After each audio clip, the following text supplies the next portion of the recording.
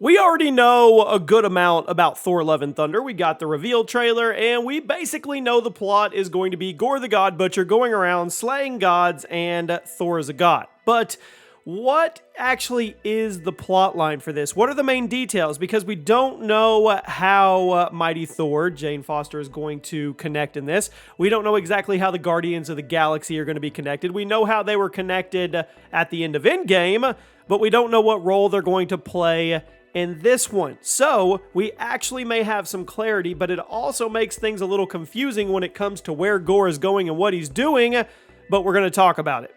Welcome to the Chaos Multiverse, everybody. Jimmy or Chaos, and it of course comes in the form of toy leaks. And these have been out for a little while, but I wanted to talk about them because I want you guys to help me figure out how New Asgard actually plays into this. So on the back of King Valkyrie's toy, it talks about a dangerous new visitor that threatens the livelihood of New Asgard. King Valkyrie is forced to take up her sword once more to defend her people. Now in the trailer, we see her in a very corporate setting and looks very bored and not very happy at all. We already know that the new danger, the dangerous visitor, is Gorr the God Butcher, but the question is, why is he coming to New Asgard?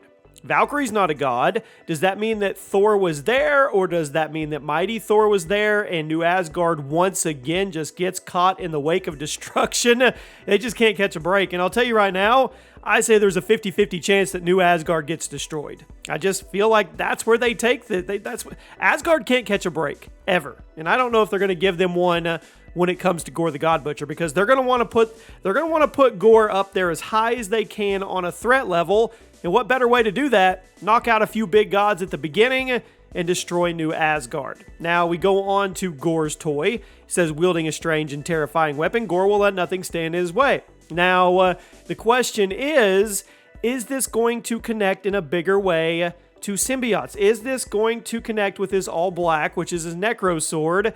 And is that going to tease the power of the symbiotes? Is that going to connect to Venom down the road? And will that ultimately somehow connect to Null? Will Null somehow be introduced into the MCU? Maybe in a bigger span or scope down the road when they try to tie the new Spider-Man trilogy back in with Marvel going on to Secret Wars, when we just have these insane levels of things going on at one time, even bigger than Endgame.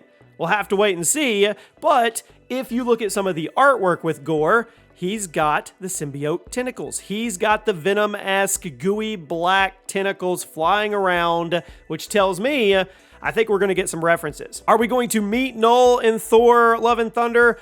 I don't think so at all, but could he be referenced in some form or fashion? I definitely think this is an angle for them to get him into the MCU to set up bigger things. I mean, come on.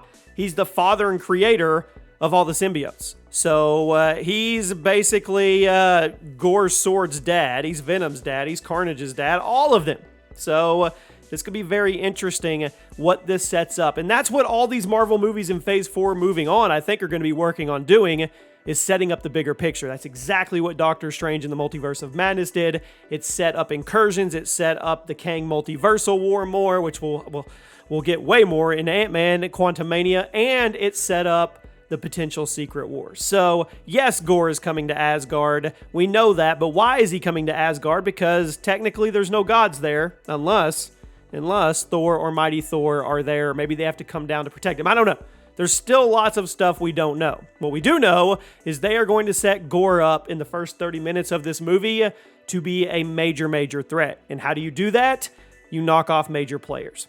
Let me know what you guys think, and I'll see you soon.